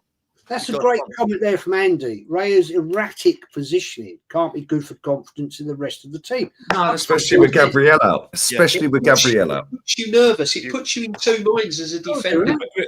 whose fault was it? It's the manager. The manager that signed it to do that. The manager signed it to play out. He's giving him the walking order. To the manager. The bottom line is the buck stops at the manager, and I've been saying this on streams. You can go backwards, forwards, round and round in circles. You can blame individual players for this, and this. But the bottom line is the buck stops at the manager. He picks the team. He tells them how to play. He picks the tactics. He picks the formation. And once they cross that white line, he has sole responsibility what goes on. And he just doesn't take any responsibility. You watch tomorrow. If you watch, Jez, you watch tomorrow. Sorry, mate. But you watch tomorrow. If things are not going right, we will still stick to the same way of playing. That's the thing, Matty. Harvey has just put this in. The worry is, for me, is the manager being able to react. How many times have we seen it? We've seen it. We saw it last year in the Carabao Cup with Liverpool. We saw it this year with Newcastle. We saw it against City last year. We've seen it in the European matches. You saw it last week. You saw it Saturday. You know, he had this manager has no idea how to pivot away from something that is not working in his favor. Even something simple as taking off a player to bring on a player to make a difference. He doesn't understand that philosophy. PSG was taking off their players in droves. We still have players sitting on the bench. Saturday, we needed something different. He waits to the end of the game to make substitutions. I'm watching football with Lee on Sunday. I know he's listening. We're watching football. We was watching one of these games, and then we saw the coach took off three or four players, and it was like 52 minutes. I said, "You see this, Lee? This coach has made an adjustment." I said, "Arteta wouldn't dare dream of doing something like that. If it's not working, completely change away. If we go down early, just like JB said, the team will be expected to play with the same philosophy for the entire amount of the game. And that's how they'll end up doing us in, because they know we're not going to change. He won't change it. He won't think to himself, I'll put Martinelli in the middle with Marino. I'll play two down the middle. I'll put Trossard on the left. I'll take Odegaard, put Wanyeri. I'll switch this. I'll go to a back three and I'll do this. He won't change it, because if you're going to go out the tyre, if you're 2-0 down and you're going out, you might as well try. You might as well try it. You might as well twist your hand. You might as well go for it. You might as well try something different. But he won't. It'll be the 63rd minute, play the same way. 75th minute, playing the same way. 89th minute, here come the subs. Here come everybody. 89th minute, 88th minute. Here we go. We're 2 down. We need a goal. Let's bring on Calafiori. Let's bring on Sterling. Bring on Let's Ethan. bring on Calafiori. We need 2 goals. Bring on Calafiori. Ben White and Calafiori will bring on 2 defenders. Yep. Elizabeth is saying Douay will score. There you go. There's confidence for you. Big up, Lizzie. Yeah. How many times has Raya saved us? Do you know what he has? Yeah, but at the same time, yeah, he's been an absolute liability this season. At times, a lot of times as well. Yeah, but again, I don't blame him. I don't blame Saliba for the cock-ups. Don't blame Odegaard for being barged over by Maseta. Yeah, or against Real Madrid. However, the one thing I will say, no communication between them three in the Madrid game or the Crystal Palace game. Yeah, that's the only thing I'll blame them for. They weren't talking to each other. Yeah, but the manager's telling them all to do that. Yeah, and if they don't do as they're told, you're gone out the football club. Yeah, we're seeing this. We're bigger and better players. I'll treat you like Wanyeri. Whatever I'm treating Wanyeri at the moment, I'll treat you the same. Look at Wanyeri. Right? He played against Brentford, didn't do as he was told, and got hooked at half time. And we've barely seen him since. He's got a big opportunity tomorrow. You can G those players up tomorrow. You can get those players up for the game tomorrow without doing one thing. He's lost his whole week's wages here, isn't he, on this stream? If he dropped his captain tomorrow in this big game and dropped his captain, he would be setting an example to the rest of the team. Yeah, but he won't. Because the rest of the team will go, whoa, hang on a minute. And he could say, right, no, this is what I'm doing. He's not been on form. He's been out of form. He's on the bench, blah, blah, blah. You need to go and turn the game. He won't do it. It's an acceptance that he's got it wrong. Yeah, and he don't want. That's another fine. Yeah, he don't want it. We might have to look at a month's wages here, Kenny. Yeah, he won't ever drop his captain for a big game. Yeah, because it's an acceptance that he's cocked it up. Mm. Yeah, and the way you spoke about the captain right there. Yeah. Whoever asked that question, fair play to you. Yeah. But at the same time, did we expect any other reply to that? No. He wasn't going to toss his captain out on the eve of a game, was he? So it'd be fuming if he was asked that question. He'd be absolutely fuming if he was asked that question, you know that? Absolutely fuming, because that's one thing about the manager. He doesn't like being questioned on those sort of things. No. He doesn't mind being questioned about, certain footballing decisions and certain results. But when it comes to his players, whoever that journalist is, he's at it, mate. Maybe it's Tom Canton. But do you know what though, Kenny? Yeah, real talk, right? Have you noticed in the last couple of weeks, since around April-ish, beginning of April, mid-April, they've started asking him tougher questions. Funny that, because Bert has been announced around that time as well, isn't it? Mm. Yeah. But all of a sudden, they're asking tougher questions where they don't normally ask. Well, they can, because simple reason is they're reading the room. Journalists, do read the room. And what's happening is that they're doing it because they're thinking that, let's face it, we're the underdogs, and it's highly likely that we're going to go out and we're not going to win anything. So the way I look at it right now is that it's the best time to ask the manager difficult questions, because simple reason is that he can't go back and look for his protectors and say, well, yeah, he's taken us for 8th to 2nd and challenging, because we're not challenging at all in the league. We didn't challenge at all, didn't touch the sides. In Europe, we got to another semi-final where we're probably going to go out. The League Cup, we went out. FA Cup, 3rd round. This is when the manager's under a lot of pressure, because people are listening to what we're saying. People are phoning up and talk sport. Some of them being basically waving there, the pundits, didn't they? They called all sorts of names by Martin Keown of all people, and Darren Bent, who says he supports Arsenal. That's another thing. But the question is that you can't silence the dissenters. You can't silence the dissenting voices. Results are the biggest facts in football. It's not an opinion, results. It's facts. Not winning trophies. It's not opinions. It's facts. And a club of our size, being the 3rd biggest club in the country, is not an opinion. It's a fact. One trophy in 8 years. So we're entitled to ask the questions, and journalists who basically work for us, because they say they do, should be asking difficult questions. There's no mates here, mate. No, but Kenny, you know as well as I do, and the rest of us here do, that's not the case. They get briefed by the comms person, the communications person, and they're allowed to ask. That's why they have a love fest over one player here and there in a press conference, or they have a love fest about this. The fact that they've been allowed to ask some of these questions recently tells you that there's a change somewhere. Yeah, and I'm not trying to read too much into it, but they have asked him tougher questions. And you know as well as I do, Kenny, you're older and wiser than I'll ever be, yeah? And we know people that have been in press conferences, getting press conferences, and will be getting in press conferences, yeah? Right?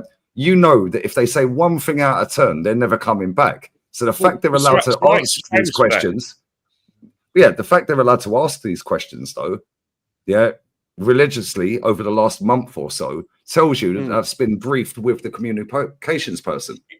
It's an open goal. That's come from the top of the club. Yeah, but it's an open goal, though, Lee. The fact is that whether Arsenal fans like it or not, and whether they want to shut us up and silence us and call us all sorts of puerile names, the fact is the goal this season was to win the league, on the basis that if Man City didn't win it, we were the next cab of the rank. And no one could deny it. No one could try and turn the clock back because we're in a Champions League semi-final and say, oh, yeah, this is still a process. No. You can't kid a kidder. That was what Arteta said in May last year. I wasn't at the game for reasons that you guys know, but he said he was not satisfied with second. And guys, don't be satisfied with second place, guys. You know what, Kenny? You know what? He says he's not satisfied with second. Don't worry, he'll get 4th this year. That's the thing. So we ain't getting second. City's getting second. We might get 3rd or 4th, but we're not getting second. That's again. Yeah, but you know what? His fans and his like I said, his his fan his cult, whatever you want to call him. how are they gonna sell us the progression theory? Because we got to a semi-final twice this season. They Oh, so like they're what- they believe in They're the already team. doing it, Kenny. They're already doing it, and not even them. You know, the band of merry men on YouTube that support Leighton Orient, Luton, and Forest. Yeah, we know what we're talking about. Yeah, they're all doing the same. Oh well, you know, but they've got to the Champions League semi. That's progression on last season. That's the second semi they've got to this season. I'm hearing this from Top Gooners. I'm hearing this from rival YouTuber fans. Yeah, I'm hearing this everywhere. We've got to a semi-final.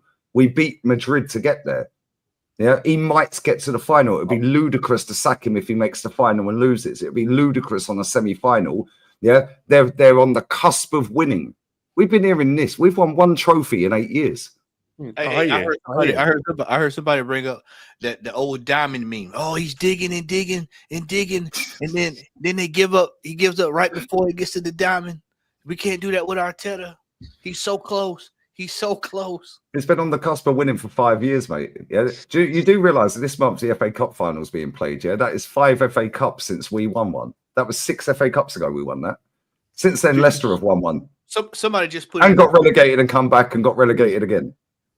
Somebody just put it in the chat there. Liverpool has won the title. I think they said, if I looked at that right, I think they said both times they won it was on less points than what they were talking about the last few seasons. And then last year, what did you hear? What did you hear last year at the end of the season? Oh, you got to get this many points to beat City. You got 90 points, 90 plus points. Yeah. But you know why Liverpool won it with less points? Because they won the league. They won the league at a canter because they weren't challenged. They weren't challenged in 2020 and they weren't challenged in 2025. So they both times, obviously, they won the league with about many games to spare. This in 2020 and 25. So you don't have to win the league by 98 points if you're in the title race on your own. And that's the thing with Arsenal fans. And every time they drop the ball, we didn't pick it up. Yeah, even at the weekend, Kenny, they lost to Chelsea because they knew we'd already lost. And they thought, oh, fuck it, we'll just beat them at Anfield next week. And they're going to give us a guard of honour for the second time under this manager. That's the way things are. But the fact is that you can move the goalposts as much as you like. Do it if you must. But don't try and silence people who are going to cut through the red tape and cut through the BS because it's going to make you look even more foolish, and we're going to be even more suspicious that something's going in your back pocket. Yeah. Here's a question then. Martin Garner says, good point actually. So if Odegaard is injured and don't play against PSG and you win, what will happen for the final? He'll play Odegaard if he's fit. Yeah, like they did with Harry Kane after Lucas Moura got him to one. He'll play Odegaard. Yeah, and if they'd played Lucas Moura, they might have won the game. Yeah, there's two players. There's two players that he's going to die by his sword or on the heel, whatever you want to call it. There's Kai Havertz and Martin Odegaard. 100%. They're the two players that's going to be the downfall for this manager. He swears by Odegaard no matter what. And as soon as he can't wait for Havertz to be fit, he can't wait. He'll fast track him. He's like that little kid for Christmas, knowing that he's going to get his new bike in the next morning. Say it again. He cannot wait for Havertz to get his shorts and his top on, and he can't wait to throw him out on that pitch, mate. And we can sign Gyökeres, we can have Harry Kane, you can have any striker you want. This guy will still find a way to put Havertz in the team. Say it, Kenny. Say it again, Kenny. He'd even drop Declan Rice to put him in midfield if he could. As we've always said, I want him gone. Day. When it comes to the Milky Bar kids, I always thought that the Milky Bar kid was Martin Odegaard, but he's got a mate. He's got a cousin, and his name's Kai. And there's a third one, coming up the world as well. If they don't sell him, Calafiori, wild horse. Where's by him as well? Mind you, to watch. But mind you, I'm going to add some mischief here. Yeah, Calafiori. It's involving Declan English. And you know how everyone's talking about Declan English in glowing terms, but in essence, Declan English has only played well since March. But all of a sudden, he's not had a brilliant season. Yeah. But Arsenal fans are now treating him like the Cheryl Cole or the football. Yeah, instead of the nation sweetheart, he's Arsenal sweetheart. Yeah, he just has to put his laces on, and he's the next coming, isn't it? Might as well give him a statue. It's his attitude. Well, he's only been brought here to model the merch, mate. Yeah. Yes, he's been brought here to model the merch. Hopefully, he's one of the first ones out. That Califury is rubbish. He can't wait forever. Anyway, he can't wait. Watch how he's excited. In the house, people. Smash the likes, smash the subs. I'm nearly getting to 7,000 subs. Wow. Get in there. Come on, Jezza. Ambition is to get to 10k. If I ever get to 10k, then What do you mean if? happy You to will. win. You will. What phase are you in, Jez? Few mystery channels, and that's it. I'm still in phase 1, mate. Yeah, well, apparently, according to our friend Gail, yeah, if you win a trophy in your first season, yeah, you've skipped all the phases. You're in phase 5. So on that premise alone, Super Duper Mick won a trophy in 6 months. So he skipped all the phases, went phase 5, and took us all the way back to phase fucking 1 again. He's Yes. Next time I'm on a stream with him, I'm sending him that as well. He turned the car around. He drove. Yeah, he said, "Fuck that. We'll go round the roundabout." Here's a question for you, gentlemen. Marco Stone, mate, thank you for your super chat as always. Who is the best current captain in Europe? Danny Carvajal. Van Dijk. Yeah, in my head, I was thinking Van Dijk. Okay. Danny Carvajal. Virgil van Dijk, I would say as well. England's not in Europe. No, we're not. Oh, you in mean Europe. Liverpool? Well, actually, they're not. That was smart, Lee. That was a good one. Touche. Touche, bro. Danny Carvajal is the best captain in the world. English. Yeah, the Scouts ain't England. They don't. It's like Barcelona. They're not Spanish, mate. You know what I mean? Maybe that's why they like each other. They paired up. They bought their dinner. Hey, Lee. Before let me throw this out there. Ancelotti is available now. Oh, in a heartbeat. In a heartbeat. Yeah. In a heartbeat, mate. Only for 2 years. Only for 2 years until we get. All right. Here's a question I'm going to throw in here. I know what the answer is going to be. I want to hear what you gentlemen say. If dear God, we go out tomorrow night, right, and the rest of the season is a complete and utter capitulation, do you honestly think, serious question, do you honestly think this manager is going to say, I've done the best I can do, I can't go any further, I've tried my best, I've got to go? Do you honestly think, Matty, that'll happen? I think it will all hinge on what happens with the rest of the league. If he blows it there and in the Champions League, I'm of the ilk. I think he'll walk away. I know a lot of folks don't think he will. Me and Kenny have been talking about this since what, November, December. Me and you, we've consistently been talking about this because it's the stain of failure. It's the stain of failure. It's just like getting the oil stain off a shirt. You can try to until you scrub. Y'all, all of us of age. Y'all remember Three Stooges, the old episode with the singer song with 6 pants, and they were in the one where Larry thought he had a spot on the pants, and he just kept scrubbing it. It kept scrubbing. It kept scrubbing. It kept scrubbing. That's the stain of failure on Arteta. Oh, mate. Yeah. He's gonna have to. If he wants another job, he's gonna have to. You just can't stay in one spot and just keep losing and keep losing and keep losing and keep losing. Yeah. You can't think about a career. So it'd be best for him to walk away. Now, would his ego let him do that? That's the other side of it. Well, his ego. Mate, he's on 15 million quid a year. Yeah, but let's just be real with it. Yeah, sit back and take a step. Yeah, because we all want him to go. Yeah, right. What other club in world football is going to pay him 15 million quid a fucking year? You got Inzaghi on 5 million, Slot on 6 million. Spurs. Yeah, Spurs. No, but let's be real with it. Yeah, what clubs firstly is he going to go to? Because Real Madrid ain't going to look at him. Yeah, Bayern Munich ain't going to want him.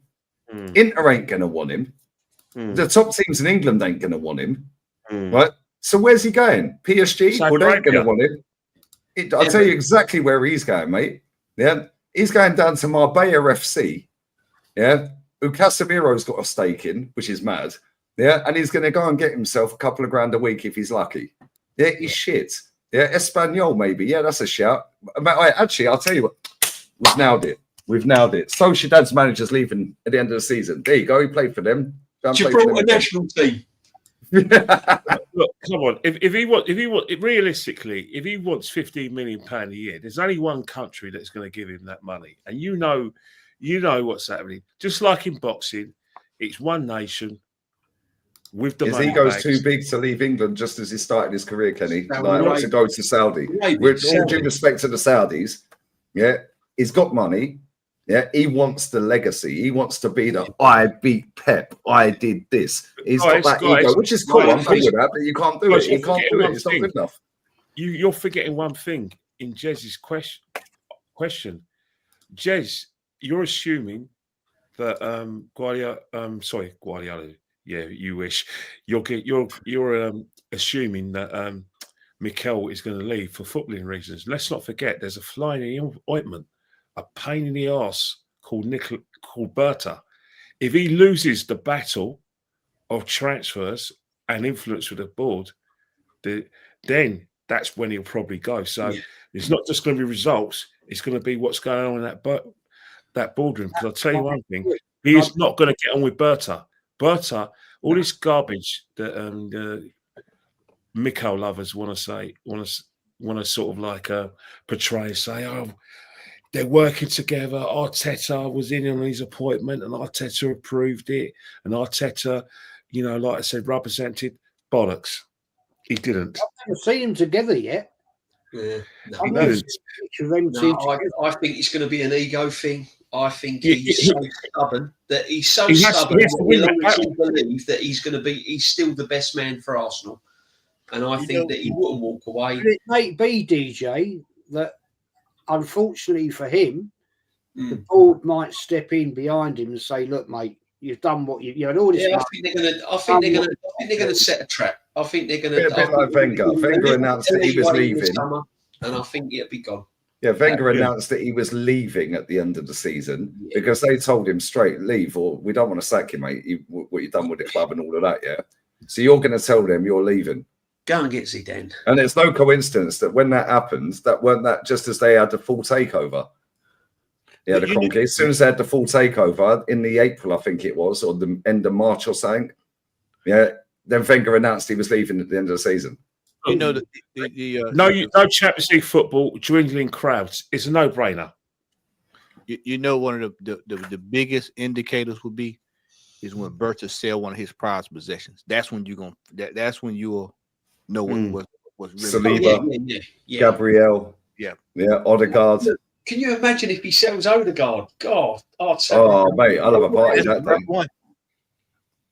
Matty, question for you from Caden P, CF Crystal Palace fan. Question for Matty: just how bad of an owner is Woody Johnson? I haven't got a clue who that is. Chat, help me remember if Woody Johnson that's not the owners of the Buffalo Bills. Somebody in the chat will tell me in a second. I just can't remember. That's a proper American name there. Hey man, I'm called Woody Johnson. That's a proper American name. I know the name. I just can't remember what team. We all know. We all know the slang word what Johnson means, isn't it? You know what I mean? And it's Woody Johnson. Woody Johnson. Woody Big Dick. That's Lee. That's the owner of the Jets. That's the owner of the Jets. No, Palace. That's going to be your owner. Oh my Lord, I'm praying for you. You might be on your way back down to the championship. Wow.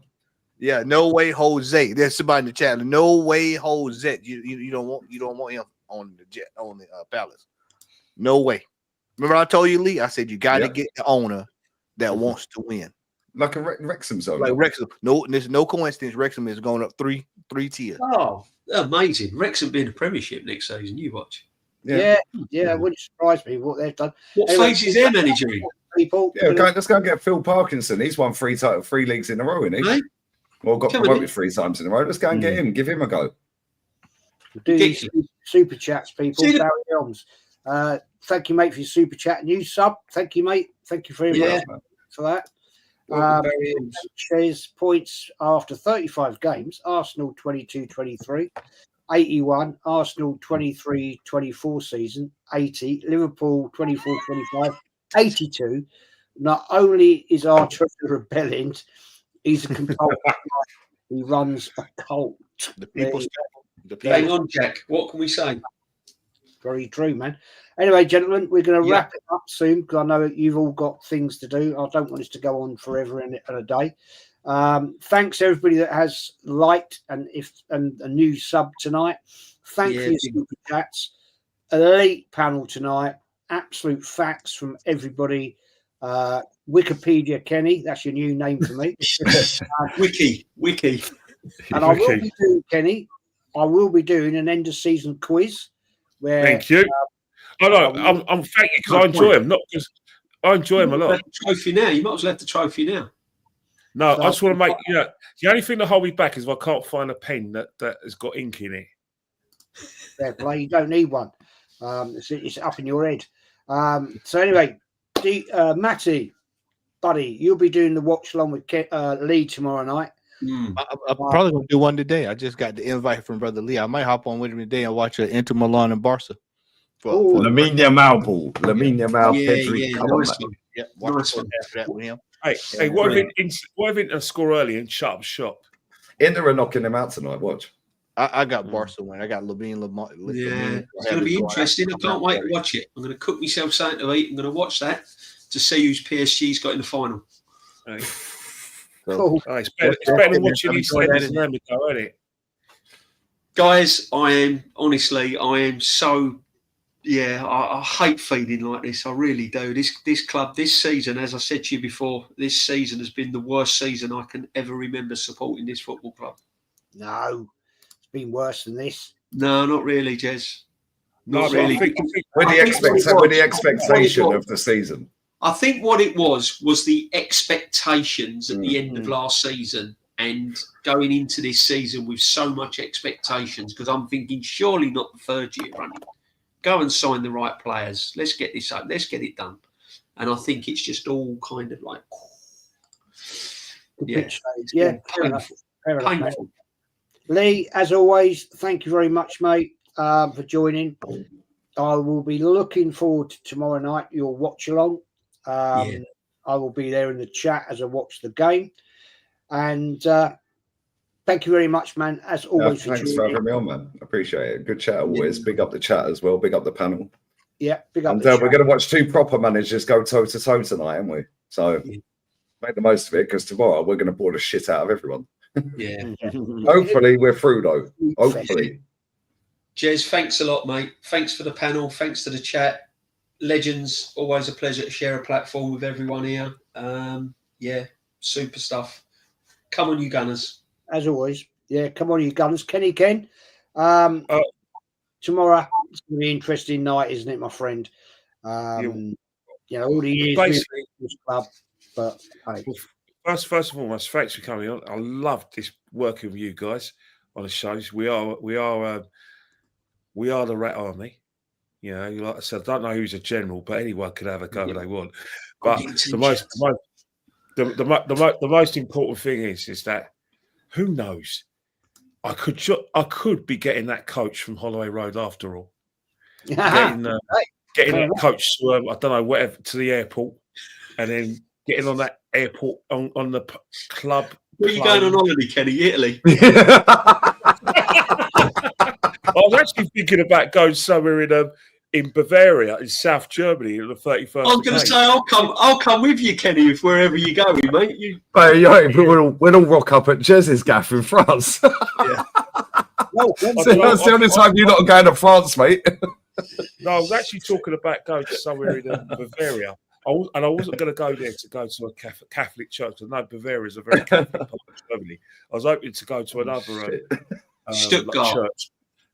No, I was hoping to go to another hour and a half train ride from Madrid. Yeah, I was there. Just in case. Anyway, we're going to wrap it up. Come on, you Gunners, tomorrow night. You can do it. Get it over the bloody line. Yeah, please. Get that final. Let's get our revenge for where we got cheated.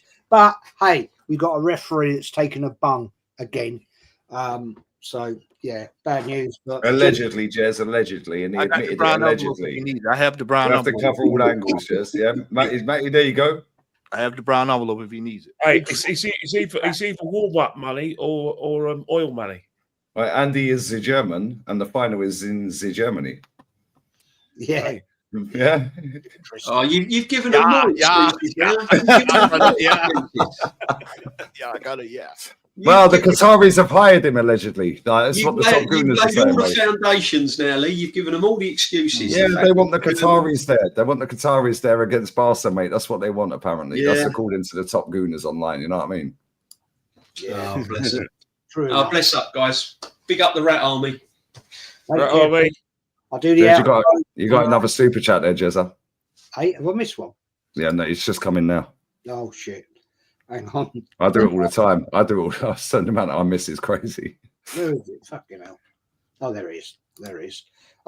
Did says PSG away allocation 2,000 Arsenal only gave 1,400 to fans and Diego the rest to themselves, which is why it's ended up on up. 55 plus. Yeah, credits.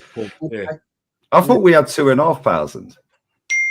Nice. No, I thought they had two. Sorry, I thought they had 2,500 and we had 2,000.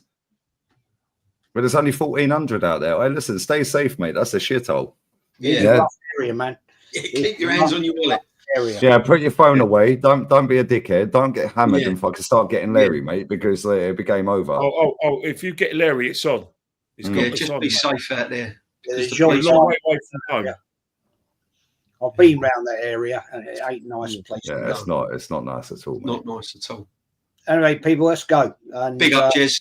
I'm Bless up, getting Jez. Bless up, everyone. shout out Big up the fan. from Cheers, the back. everybody. Good stuff, Jason. Take care, all, Odegaard out, mates. and Arteta out. Berta's in. Take care.